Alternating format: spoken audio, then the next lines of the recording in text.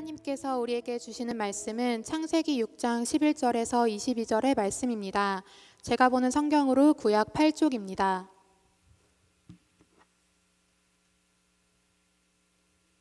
이제 창세기 6장 11절에서 22절의 말씀을 봉독하겠습니다. 다 함께 일어나셔서 하나님의 말씀을 경청하시기 바랍니다. 그때 온 땅이 하나님 앞에 부패하여 포악함이 땅에 가득한지라. 하나님이 보신즉 땅이 부패하였으니 이는 땅에서 모든 혈육 있는 자의 행위가 부패함이었더라. 하나님이 노아에게 이르시되 모든 혈육 있는 자의 포악함이 땅에 가득하므로 그 끝날이 내 앞에 이르렀으니 내가 그들을 땅과 함께 멸하리라. 너는 고페르 나무로 너를 위하여 방주를 만들되 그 안에 칸들을 막고 역청을 그 안팎에 칠하라. 내가 만들 방주는 이러하니 그 길이는 300규빗, 너비는 50규빗, 높이는 30규빗이라. 거기에 창을 내되 위에서부터 한 규빗에 내고 그 문은 옆으로 내고 상중하 3층으로 할지니라. 내가 홍수를 땅에 일으켜 무릇 생명의 기운이 있는 모든 육체를 천하에서 멸절하리니 땅에 있는 것들이 다 죽으리라. 그러나 너와는 내가 내 언약을 세우리니 너는 내 아들들과 내 아내와 내 며느리들과 함께 그 방주로 들어가고 혈육 있는 모든 생물을 너는 각기 암수 한 쌍씩 방주로 이끌어들여 너와 함께 생명을 보존하게 하되 새가 그 종류대로 가축이 그 종류대로 땅에 기는 모든 것이 그 종류대로 각기 둘씩 내게로 나아오리니 그 생명을 보존하게 하라. 너는 먹을 모든 양식을 내게로 가져다가 저축하라. 이것이 너와 그들의 먹을 것이 되리라. 노아가 그와 같이 하여 하나님이 자기에게 명하신 대로 다 준행하였더라. 아멘. 여러분, 종말에 대해서 생각해 본 적이 있으십니까?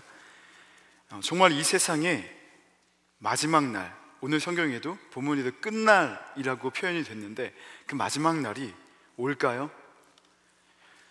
언젠가 먼 훗날에 분명히 이 세상에도 끝이 오겠죠. 많은 분들이 여기에 대부분 동의하실 겁니다. 그런데 지금 당장에 신경 쓸 문제는 아니라는 것에 동의를 넘어서 대부분 왠지는 모르겠지만 확신마저 가지고 계실 겁니다. 솔직히 이 종말에 대한 관심은 이단 사이비 집단에 못 미치는 것이 오늘 우리의 현실입니다. 1990년대 제가 살던 그 작은 시골 마을에도 이단 사이비 종교가 있었습니다. 여러분 한번 들어보셨을지도 모르겠습니다만 이 다미선 선교회라고 당시 전국을 떠들썩하게 했던 이 집단은 이 매스컴에도 자주 거론되던 사이비 종교였습니다. 감리교에서 정규 신학과정을 밟았던 이장님 목사라는 사람이 이 종말과 관련된 이 외국 서적들을 탐독하다가 잘못 해석한 결과 이 특정 날짜에 종말이 올 것이라고 이른바 이 시한부 종말론을 주장했습니다.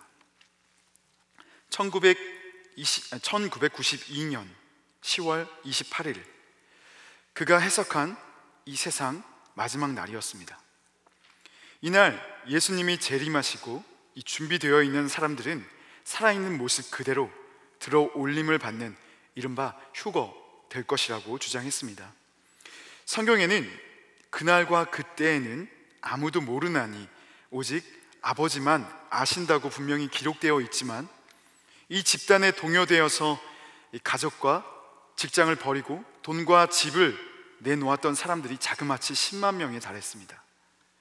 그때 제가 이 초등학생이었는데 저희 초등학교 선생님 중 한 분도 누군지는 잘 모르겠습니다만 직장을 그만두고 모든 돈을 다 바친 뒤에 흰옷을 입고 휴거를 준비했다는 이야기를 형 누나들을 통해서 들을 수가 있었던 기억이 있습니다.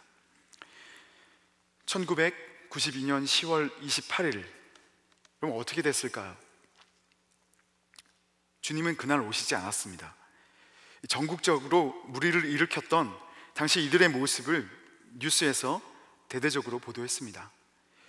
교직격인 이장님 목사는 사기죄와 횡령죄로 구속되었고 신도들은 허탈감에 스스로 목숨을 끊는 일도 있었습니다. 그 뒤로도 종말에 대한 사회적인 이 해프닝이 몇 차례 더 있었습니다. 성경은 예수님이 분명히 다시 오실 것이고 그때 믿는 사람과 믿지 않는 사람을 구분하여서 심판하신다고 말씀하고 있습니다.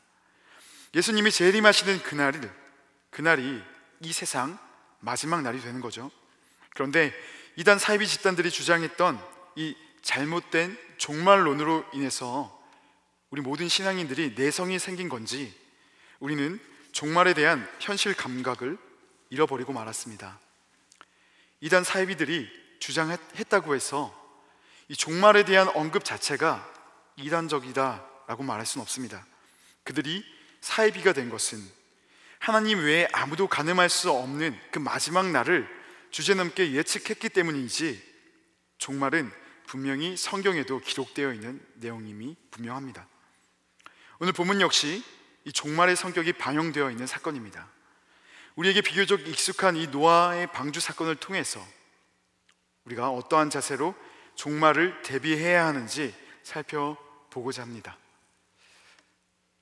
첫 번째는 여러분 마라나타 신앙을 회복해야 합니다. 마라나타는 주여 오시옵소서라는 뜻으로 예수님의 재림을 간절히 사모했던 그 초대교회의 성도들의 신앙을 담았던 인사말이었습니다.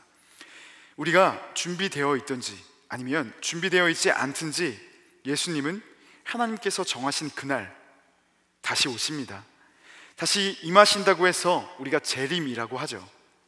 이때 예수님을 믿고 그 뜻 안에 있었던 사람들은 영생에, 그리고 예수님을 믿지 않고 그 뜻 안에 거하지 않았던 사람들은 영벌에 들어간다고 성경은 기록하고 있습니다. 즉 이 세상에 분명히 마지막 날이 있고 믿지 않는 사람들에 대한 심판이 있다는 겁니다. 사람이 죄를 짓는 것은 결코 하나님의 뜻이 아닙니다. 아무리 선택받은 이 백성이라고 하더라도 죄 짓는 것이 절대 정당화되거나 용납될 수는 없다는 말입니다. 게다가 그 죄가 지속되고 계속 만연될 경우 치명적인 심판을 피할 수 없음을 우리는 오늘 노아 홍수 사건을 통해서 경고받고 있습니다. 죄는 반드시 회개되어야 합니다. 오늘 보면 2절을 영적 관점에서 보자면 하나님의 아들들이란 하나님을 믿는 사람들을 의미합니다. 반대로 인간의 딸들은 하나님의 통치를 거부하며 믿지 않는 사람들을 말하죠. 문제는 하나님을 믿는 이른바 신앙인들이 이 세상 사람들과 동화되면서 함께 타락해 버렸다는 데 있습니다. 하나님의 오래 참으심에도 분명히 끝이 있습니다. 이 말은 우리가 회개할 수 있는 은혜의 시간도 마지노선이 있다는 뜻입니다. 그 끝이 언제인지 우리는 알 수 없으니 항상 깨어 있으라는 것이 성경의 조언입니다. 주님이 언제 다시 오실 거라고 구체적으로 확신하는 것도 이렇게 잘못된 신앙이지만 여태껏 안 오셨으니까 아마 내일도 분명히 안 오실 거야 라고 생각하는 것도, 그렇게 확신하는 것도 문제입니다. 언제인지 구체적으로 알 수는 없지만 그 마지막 날은 분명히 다가오고 있음을 우리는 잊지 말아야 합니다. 얼마 전 돈룩업이라는 영화가 개봉했습니다.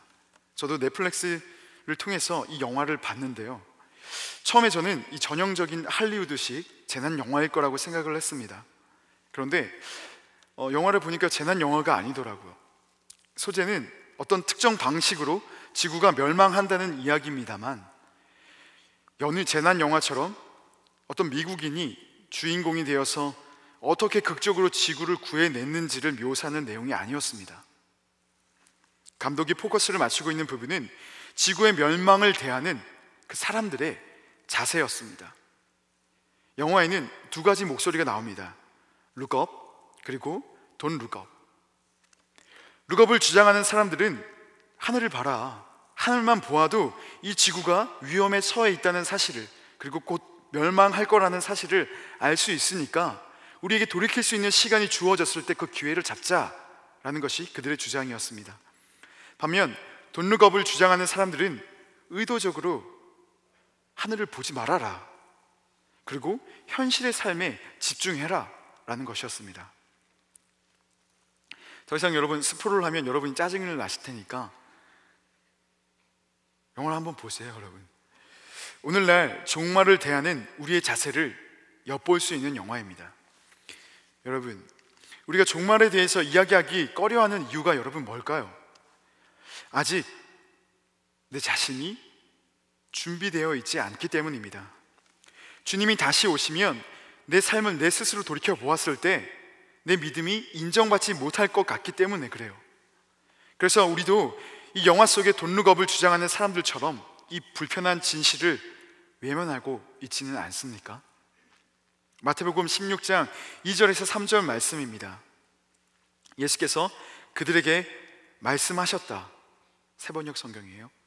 너희는 저녁 때에는 하늘이 붉은 것을 보니 내일은 날씨가 맑겠구나 하고, 아침에는 하늘이 붉고 흐린 것을 보니 오늘은 날씨가 굽겠구나 한다. 너희는 하늘의 징조는 분별할 줄 알면서 시대의 징조들은 분별하지 못하느냐? 영화의 내용처럼 우리가 주위를 둘러보면 마지막 때가 가까워오고 있음을 누구나 알 수 있다는 뜻입니다. 하지만 아직 준비되어 있지 않은 우리 입장에서 그 사실이 너무나 불편한 거죠. 그래서 다들 아무렇지도 않게 잘 살아가고 있잖아 라고 하면서 믿지 않는 사람들과 우리도 똑같이 살아갑니다. 여러분, 깨어서 시대를 분별해야 합니다. 우리 믿는 사람들이 취해야 할 자세는 그 진실을 외면하고 안일하게 사는 것이 아니라 그 진실을 대면하고 슬기로운 다섯 처녀들과 같이 신랑을 맞이할 준비를 해야 하는 것입니다. 믿음의 기름과 신앙의 등불을 점검하고 주님이 다시 오실 때를 준비해야 합니다. 이것이 마라나타 신앙이라고 할 수 있습니다. 오늘 본문을 보면 죄악이 가득 찬 세상을 보시고 하나님께서 마음에 근심하시면서 심판을 결정하시는 것을 볼 수가 있습니다.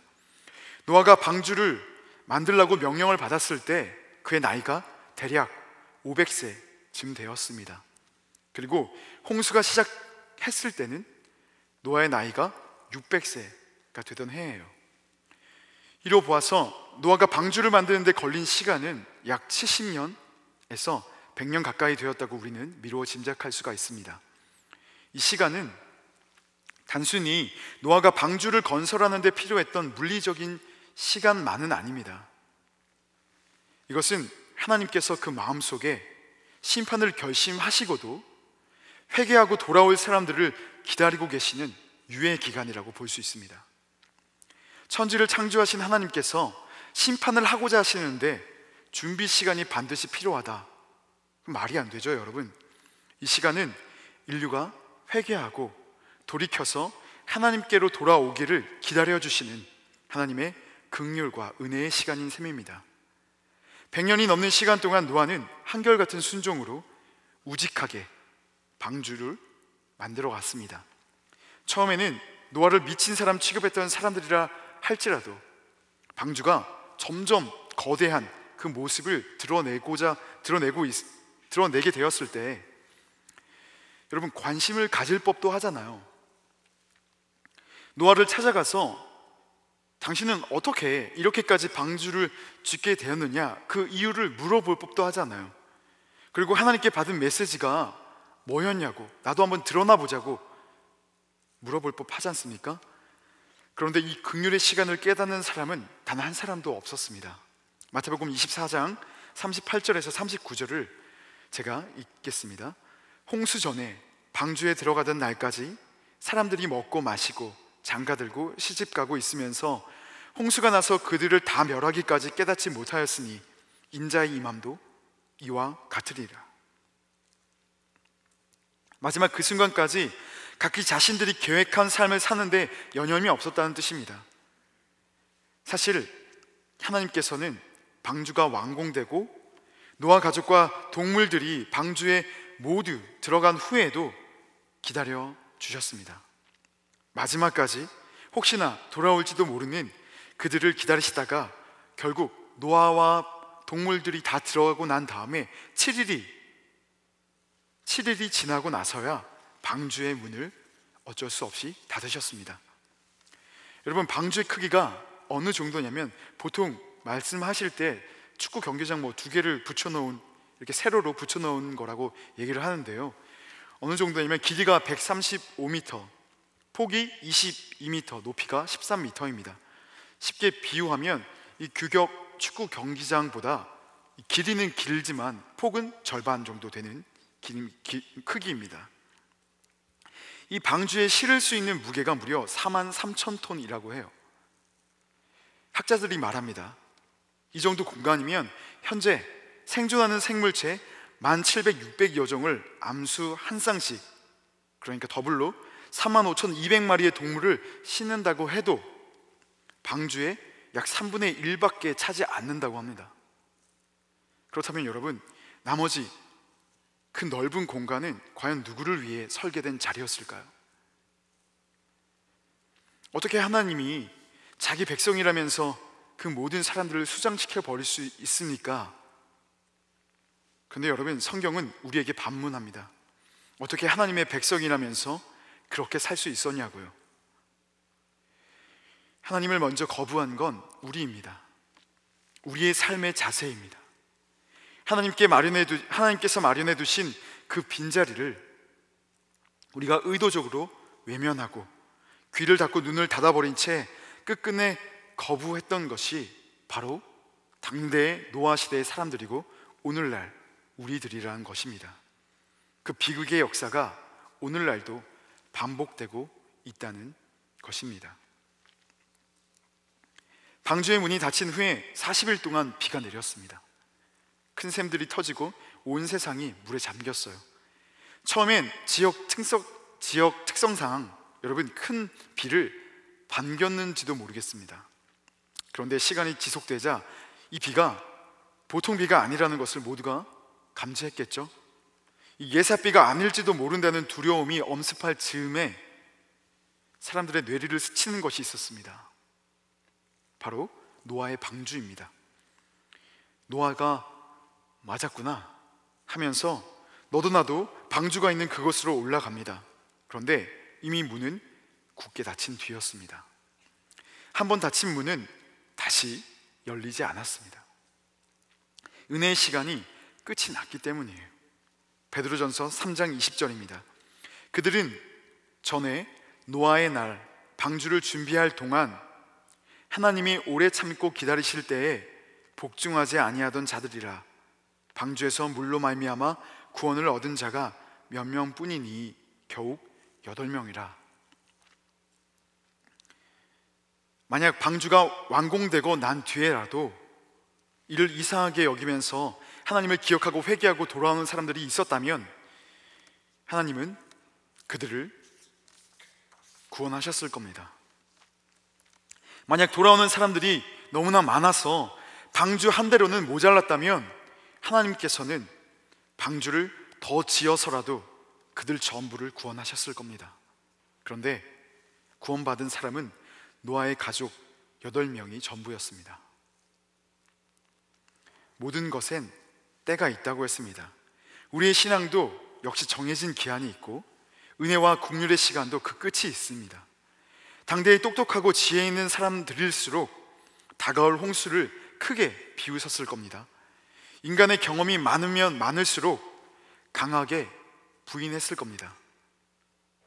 여러분은 오늘날 다시 오실 주님을 맞을 준비가 되셨습니까? 그날을 아무도 알지 못한다는 말은 당장 가까운 시일이 될 수도 있다는 말이기도 합니다. 나 역시도 마라나타 신앙을 잃어버리고 마치 천년을 살 것처럼 세상을 살고 계시진 않습니까? 아직 방주의 문이 닫히려면 시간이 남았다고 생각하면서 제대로 신앙생활을 하는 것을 미루어 두고 계시진 않습니까? 방주로 나아가는 데는 여러분 결단이 필요합니다. 자기 부인이 필요합니다. 무엇보다 믿음이 필요합니다. 오늘 방주로 나아가지 못하면 내일은 더 많은 것들이 여러분의 발목을 잡을 겁니다. 더 이상 미루지 말고 그리스도의 뜻 안으로 들어가시기 바랍니다. 두 번째는 믿음의 방주는 계속 지어져야 한다는 겁니다. 한편 노아의 입장에서 살펴보면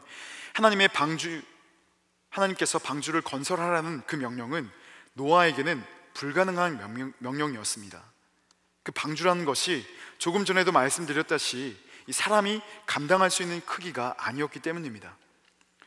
조선업에 종사하는 전문가도 아니었던 노아가 이 큰 방주를 만드는데 동원 가능했던 인력은 고작 노아 본인을 포함해서 8명이 고작이었습니다. 그마저도 자신의 아내와 아들 3명, 며느리 3명이 전부였습니다. 그 시대에 여러분 무슨 중장비가 있겠습니까? 전기톱이 있겠습니까? 기껏해야 손도구를 가지고 맨손으로 이 세상을 구할 그 배를 만들어야 했습니다. 더 힘든 것은 사람들의 시선이었겠죠. 마른 하늘의 홍수를 대비해서 이 큰 방주를 만드는 노아를 보면서 사람들이 여러분 얼마나 많이 조롱했겠습니까? 아마 마을에서는 노아를 조롱하는 속담이나 노래 같은 것들이 만연했을 겁니다. 이 시대는 거의 1000년 가까이 살던 때입니다. 노아만 해도 950년을 살았으니까 그 말은 대홍수가 일어날리 만무하다는 사실을 사람들은 이미 인생의 경험을 통해서 확신하고 있었다는 뜻입니다. 빠르면 자손의 4대, 5대를 볼 수 있는 그 나이가 되도록 생명의 위협을 느낄 만한 장마 한 번 본 적이 없던 사람들이었으니까 노아를 바라볼 때 그 얼마나 미친 사람처럼 바라봤겠습니까? 아마 노아를 정신 이상자 취급을 했을 겁니다. 그래서 시간이 흐르면 흐를수록 노아의 마음도 많이 흔들렸을 수 있어요. 반복되는 일상 속에서 손에 굳은 살은 점점 늘어가고 여기저기 나무를 베고 옮기면서 생긴 상처들을 보면서 이 세상, 이 생활에 지치고 여러분 환멸을 느끼지 않았겠어요? 이게 정말 가능하기는 한 걸까? 이상징후 하나 없이 태양이 장렬하는 그 날씨 속에서 방주를 다 만들었는데도 만약에 비가 안 오면 어쩌지? 내가 들은 것이 하나님의 음성이 아니면 어쩌지? 가족들에 대한 미안함과 함께 이러한 마음이 한동안 그를 몹시 괴롭혔을 겁니다. 사실 길이가 135m나 되는 목선은 현재의 기술로도 만들기가 쉽지 않다고 합니다. 오늘날 제작되는 가장 긴 배가 90m라고 하니까요. 그리고 이 사이즈마저도 수압 때문에 그 나무들이 이어진 곳을 통해서 물이 끊임없이 새어 들어올 수 있다고 합니다. 그래서 물을 계속 퍼내야 한대요. 무엇을 의미합니까? 방주 구원은 애초부터 노아가 감당할 수 있는 영역이 아니었다는 겁니다. 이미 하나님께서 설계하시고 준비해 놓으신 그 방주에 노아는 퍼즐을 맞추듯 그냥 하나하나 발을 맞추어 간 것입니다. 방주 건설을 주관하시는 하나님께서 노아에게 요구하신 것은 빈틈이 없는 정밀함이 아니라 하나님의 뜻에 대한 흔들리지 않는 믿음과 순종이었습니다. 심판을 받지 않고 구원을 받는 것은 실로 엄청난 은혜입니다. 구원은 인간이 계획할 수도 만들어낼 수도 없는 거대한 것이기 때문에 그렇습니다. 하지만 하나님께서는 이미 만들어진 방주에 노아를 바로 탑승시키지 않으시고 방주를 건설하도록 명령을 하셨다는 것을 우리는 기억해야 합니다. 구원의 문을 열어주신 것은 하나님의 전적인 은혜이지만 그 구원이 저절로 우리에게 임하는 것은 아니라는 뜻입니다. 우리가 믿음으로 취해야 하는 것입니다. 아무리 완벽한 구원이 예비되어 있다 할지라도 만약 노아가 믿음과 순종으로 그것을 취하지 않았더라면 노아도 인류와 함께 그 끝을 같이 했을 겁니다. 오늘날 역시 예수 그리스도의 십자가의 길을 따라서 한 걸음 한 걸음 믿음의 방주를 우리 역시 건설해야 합니다. 성경은 그 길이 결코 쉽다고 말하지 않습니다. 왜냐하면 그 길은 세상의 길과는 다른 길이기 때문에 그렇습니다. 노아의 삶처럼 말입니다. 여러분, 신앙은 좁은 길입니다. 그러하기에 그 길을 가는 사람들은 많지 않습니다. 하지만 유일한 생명의 길이기 때문에 우리에겐 다른 선택권이 없습니다. 신앙생활이 세상의 가치관으로 보면 바보 같고 미친 짓이지만 우리에게는 그 신앙이 바로 구원을 받는 길이며 우리의 삶 속에서 세상을 이기는 하나님의 능력임을 여러분 믿으시기 바랍니다. 우리에게 걷는 길이 때로는 너무 버겁고 어렵게 느껴질 때가 있죠. 그만큼 세상이 악하기 때문에 그렇습니다. 만약 여러분이 신앙생활을 하시다가 유혹과 핍박을 받게 된다면 여러분, 그럴 때라도 포기하지 말기 바랍니다. 지금 여러분은 믿음의 방주를 건설하고 있는 중이기 때문에 그렇습니다.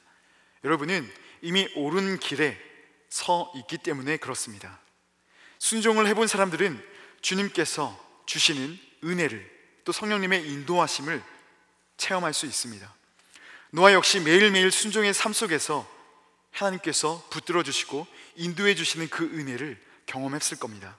시간이 지날수록 마음속에 점점 희미해지는 것이 아니라 더욱 구체적이고 선명해지는 그 방주 설계도, 그것을 통해서 하나님의 뜻과 계획이 분명히 진행되어지고 있구나, 그것이 노아를 쉬지 않고 마치 폭주 기관자처럼 사명을 감당하도록 이끌어가는 이유였습니다. 오늘의 순종이 내일 하나님과 우리의 관계를 더욱 가깝게 만듭니다. 믿음과 순종이 우리의 힘임을 여러분 기억하시기 바랍니다. 우리도 영적 방주를 지어야 합니다.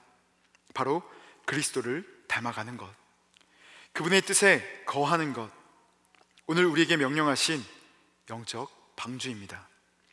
방주는 세상 논리를 압도하는 무식하고 때로는 끈질긴 순종으로 지어지기 마련입니다. 영적으로 깨어서 여러분의 부르심과 택하심을 굳게 하시기 바랍니다. 마지막으로 방주 안에 끝까지 거해야 합니다. 홍수가 시작되고 다시 땅이 마르기까지 382일이 걸렸습니다. 그 기간 동안 방주 안에 거하지 않는 호흡이 있는 모든 것들은 죽었다고 성경은 기록하고 있습니다. 심판을 피할 수가 없었다는 뜻이죠. 하지만 아무리 험악하고 무시무시한 심판이 있다 하더라도 하나님과 동행하는 사람은 은혜를 받았습니다. 아니, 하나님과 동행하는 사람만 은혜를 받았습니다. 방주만이 유일하게 안전한 장소였다는 것을 우리는 기억해 봅니다. 노아의 방주 외에 하나님께서 허락하신 다른 구원의 길이 여러분 존재했습니까? 그저 방주의 위치를 알고 있는 것만으로는 부족했습니다. 반드시 방주에 탑승해야만 살 수 있었습니다. 노아의 삶에 동의한다고 해서, 노아의 삶의 패턴에 지지를 한다고 해서, 혹은 또 나도 언젠가는 탈 계획이 있다고 해서 정상 참작이 되지는 않았습니다. 자신이 주인이 되었던 그 삶을 버리고 결단하며 몸을 움직여서 자신의 삶을 방주로 이동시켰을 때 그 믿음이 인정되는 것입니다. 정말 하나님의 말씀과 방주의 가치를 믿고 있다면 여러분, 너무나 당연한 이야기가 아니겠습니까? 방주는 오늘날 예수 그리스도의 메타포입니다. 오직 예수님만이 유일한 생명의 길 되십니다. 우리의 신앙은 예수 그리스도 안에 머물러 있을 때만 유효합니다. 그저 예수님과 구원받는 방법을 내가 잘 이해하고 있다고 해서 성경은 그것을 믿음으로 인정해 주지 않습니다. 하나님의 뜻을 거슬러 자주적인 삶을 사는 것을 부인하고 예수님을 주인으로 고백하면서 주님과 동행하는 것만이 우리가 구원받는 유일한 길임을 여러분 기억하시기 바랍니다. 노아가 어떻게 구원을 받았습니까? 본문 22절 말씀을 다 함께 합독하도록 하겠습니다. 시작. 노아가 그와 같이 하여 하나님이 자기에게 명하신 대로 다 준행하였더라. 아멘. 여러분, 방주엔 다른 배들처럼 방향을 조절하는 키도, 속도를 조절하는 돛도, 배를 멈추는 닷도 없었습니다. 이처럼 주님 안에 머무른다는 것은 때로는 내가 원하는 방향으로 갈 수 없다는 것을 의미합니다. 주님 뜻은 너무나 더딘 것 같아서 속력을 내고자 해도 그럴 수가 없습니다. 내가 멈추고 싶을 때 멈추는 것도 때로는 인정되지 않습니다. 그래서 답답하고 숨이 막힐 것만 같을 때도 있습니다. 또 때로는 너무나 불안합니다. 이대로 있어도 좋은가? 이 세상 가치관으로는 비상식적인 삶입니다. 세상은 저마다 더 좋은 성능을 자랑하는 키와 돛과 닻을 갖추기에 여념이 없고 우리에게도 그것을 갖추라고 얘기를 합니다. 그것이 인생의 목적이고 그것이야말로 성공한 삶이라고 얘기를 해요. 이러한 구조 속에서 그것이 없는 방주 안에 거한다는 것, 그것은 마치 죽으라는 말과도 같아 보입니다. 그런데 여러분, 결과가 어떻게 되었습니까? 죽을 것 같았던 사람들은 모두 살았고, 잘 살고 잘 살 것 같았던 사람들은 모두 죽었습니다. 여러분, 왜 그럴까요? 하나님이 직접 그 방주를 컨트롤하시기 때문에 그렇습니다. 우리가 주님 안에서 그분을 신뢰하고 주님께 우리의 삶을 완전히 의탁해 드릴 때 주님께서 우리의 삶을 운행해 가십니다. 비록 세상보다 뒤처진다고 해서, 때로는 내 뜻대로 되지 않는다고 해서, 때로는 내가 기대한 결과와 열매들이 맺히지 않는다고 해서, 주님의 인도하심이 이해가 되지 않는다고 해서 신앙을 포기하지 마시기 바랍니다. 홍수보다 크신 이가, 우리보다 멀리 보고 앞서가시는 주님이 우리를 가장 안전한 포구에 정박시키실 것이기 때문입니다. 오늘 노아의 방주와 대홍수 사건은 우리가 마지막 때를 살아가고 있는 우리가 어떠한 삶의 자세를 취해야 하는지를 잘 설명해 주고 있습니다. 여러분, 경계가 없어 보여도 이 세상에는 끝이 분명 존재합니다. 우리에게 주어진 은혜의 시간 역시 끝이 있다는 뜻입니다. 주님의 말씀을 통해 이 세대를 분별해야 합니다. 그리고 그분의 뜻에 순종해야 합니다. 불편해 보이고 어려워 보이는 이 좁은 길이 우리가 사는 유일한 생명의 길임을 여러분 잊지 마시기 바랍니다. 주님을 닮아감으로 믿음의 영적 방주를 건설해 가시고 주님을 뵙는 그날까지 그 방주 안에 탑승해 계시는 우리 모두가 되기를 바랍니다. 함께 기도하시겠습니다. 하나님, 이 세대를 분별할 수 있는 눈을 허락하여 주시옵소서. 점점 가까워지고 있는 주님의 다시 오심을 우리는 과연 준비하고 있는지 경각심을 갖게 하시고, 만약 우리의 삶이, 우리의 신앙이 방주를 건설하고 있지 않다면 지금이라도 방주를 건설해 나가는 우리의 신앙 될 수 있도록 인도하여 주시옵소서. 내 삶이 방주 안에 거하고 있지 않다면 하나님, 회개하고 지금이라도 돌이켜 방주 안에 나의 삶을 태우는 귀한 지체들 될 수 있도록 인도하여 주시옵소서. 감사를 드리며 예수 그리스도의 이름으로 간절히 기도드리옵나이다. 아멘.